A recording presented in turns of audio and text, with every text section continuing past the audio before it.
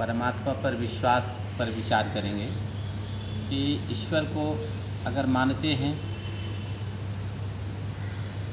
एक निष्ठा है, एक विश्वास है, तो आप उनसे एकाकार हो सकते हैं। धीरे धीरे धीरे आप और आदमी की तरह बात कर लेते हैं और वह जीवन को उत्तरोत्तर उन्नति करते चले जाते हैं। उनकी कृपा से सब कार्य अच्छा होने लगता है। बहुत कम लोगों को विश्वास होता है कि परमात्मा का आशीर्वाद मिलता है। कहते तो सब हैं, लाखों करोड़ों जीव, हर व्यक्ति यही कहता है ईश्वर है, अपने अपने तरह के ईश्वर के रूप में व्यक्त करते हैं, लेकिन उनका भरोसा नहीं करते। उनका किसी पर भरोसा नहीं होता। वो नास्तिक जैसे होते हैं। जो कोई किसी पर भरोसा ना करे तो नास्तिक कहा जाता है उसे, जो ना माने किसी। आप अपने मन से, हृदय से आप जो बनना चाहते हैं, जो करना चाहते हैं, जो चाहते हैं, वो ईश्वर को बताते हैं। बताइए आप उस बनने में जो भी समस्त बाधाएं होंगी, परमात्मा उस बाधा को दूर कर देता। आप परेशान मत होइए, प्रभु को बताइए अपने ना। वो सब कुछ हमारा सर्व का, हम सबका मालिक है, हम सबका परम पिता है, हम सबका गार्जियन, अभिभावक है।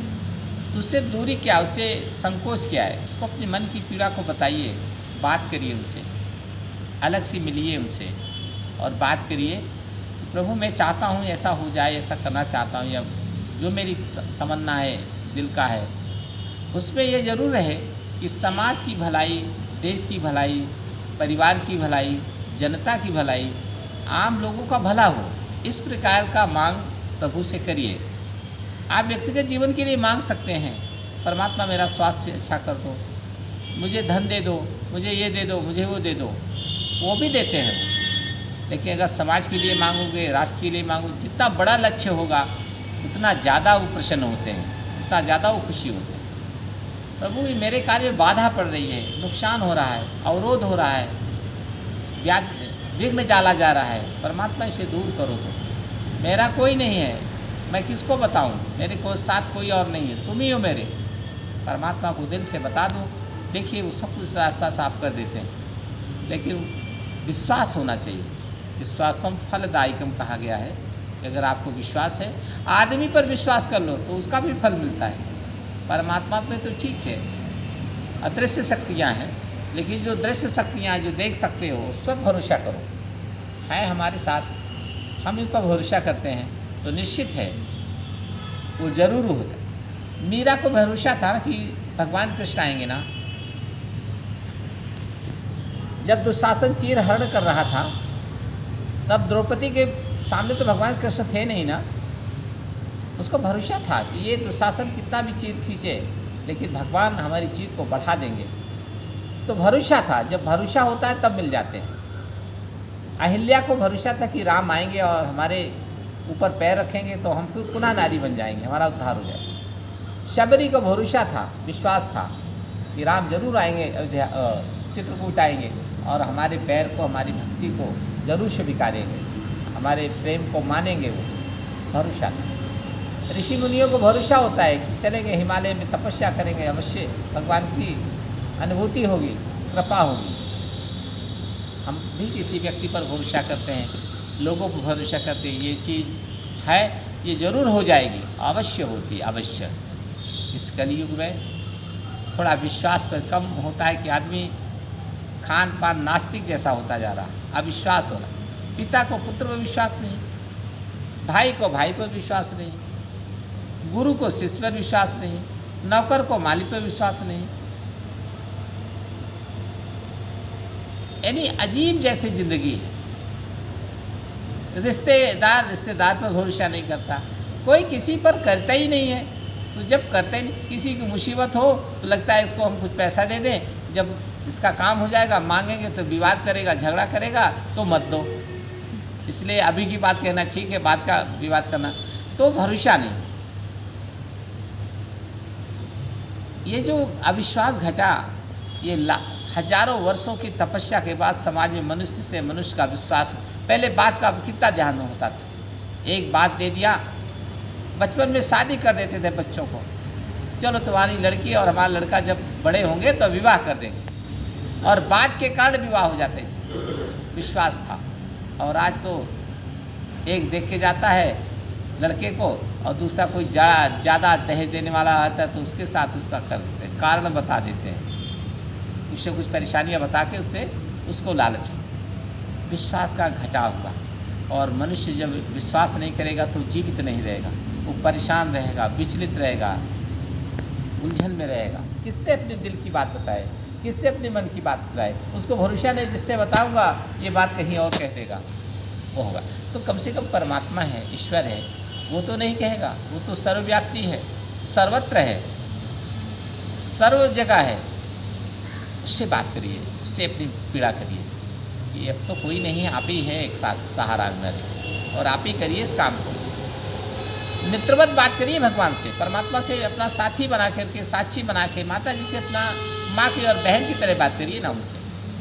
ये आप क्यों परेशान करते हैं हमको, हमारी मदद क्यों नहीं करते हैं? कौन करेगा आपके बिना? अगर हम अच्छे राह पे हैं, सही मार्ग में हैं, तो हे प्रभु मेरी मदद करो, मेरी सहायता करो।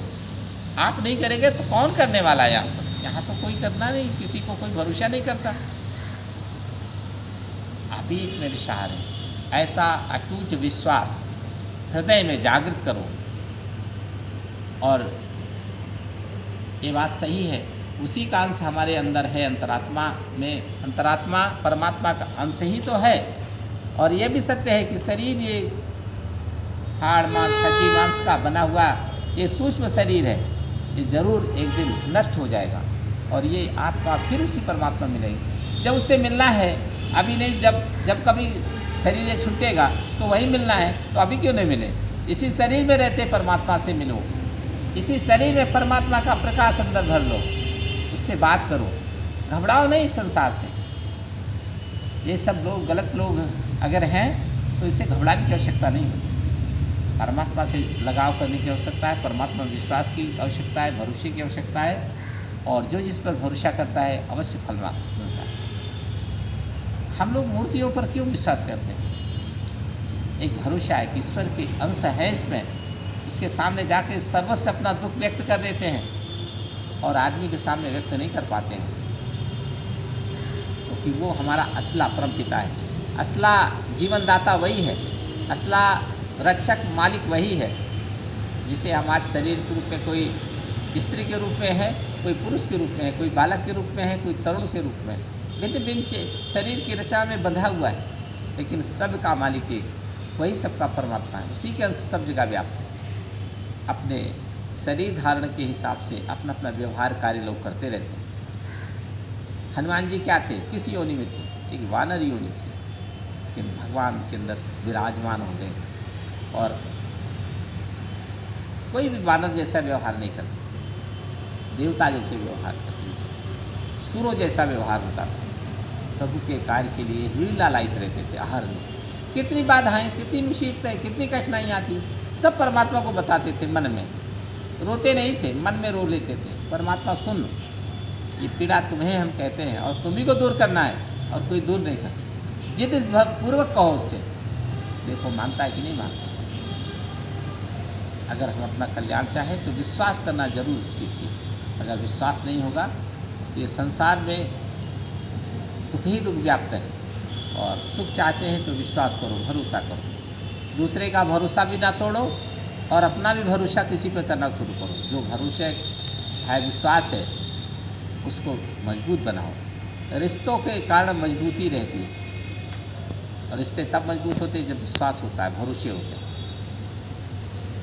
ऐसा परमात्मा से लगाओ, निष्ठा, उसके प्रति भाव, भक्ति, तो मनुष्य अपने आप चमकने लगेगा, अपने आप उसकी सारी समस्याएं दूर होने लगेंगी, और उन्नति के शिखर पे चलेगा।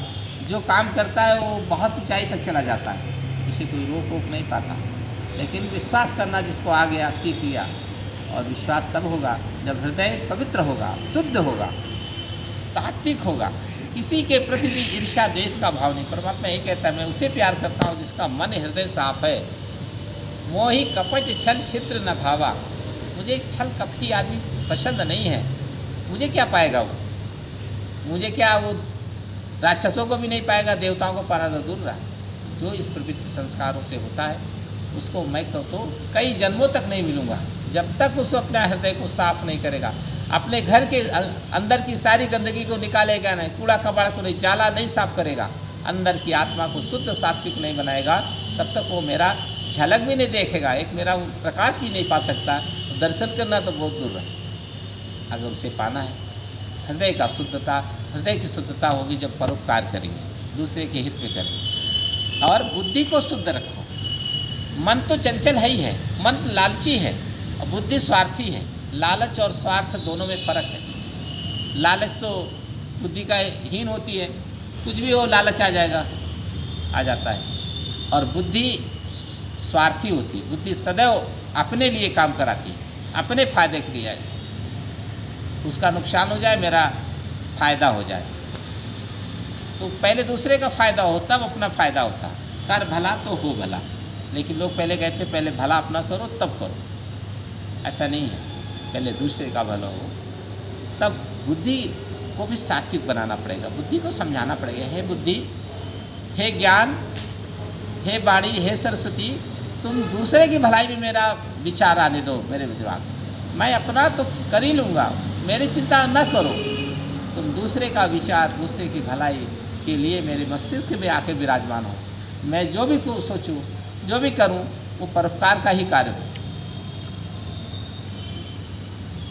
काली से भगवान रामकृष्ण परमहंस जी माँ काली के उपासक थे। काली माँ से सीधे बात करते थे। तो लोगों ने कहा कि महाराज जी, आप जो है माता जी से बात करते हैं, आपको कैंसर है, तो आप उनके लिए मांग लीजिए, क्षमा मांग लीजिए, उनसे अपनी बीमारी को दूर करने के लिए कृपा मांग लीजिए, आशीर्वाद मांग लीजिए।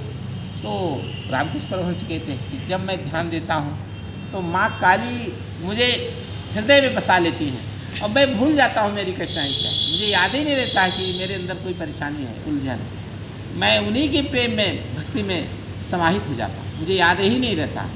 जब मैं प्रभु के पास जाऊँ तो अपनी परेशानी क्या याद रखूँ, अरे समाज की, देश की, मोहल्लों की, आसपास के गांव की, गरीब की, अनपढ़ों की, अशिक्षितों की, बेसहारों की, उनकी गरीबी को भगवान से कहो, उनको दूर करो, उनके अंदर शक्ति दो, उनको सामर्थ्य बनाओ, मेरे अंदर दो, मैं उनके लिए सब कुछ करके सर्वस्व करूँगा। ऐसी भक्ति उनके सामने, तब मैं अपने लिए मांगना उनसे भूल जाता हूँ कि मुझे खुद दे दो, मुझे पैसा दे दो, मुझे संपन्न दे दो, मुझे ये दे दो, मुझे दे, तो नहीं मांगता मैं, मुझे याद ही नहीं रहता।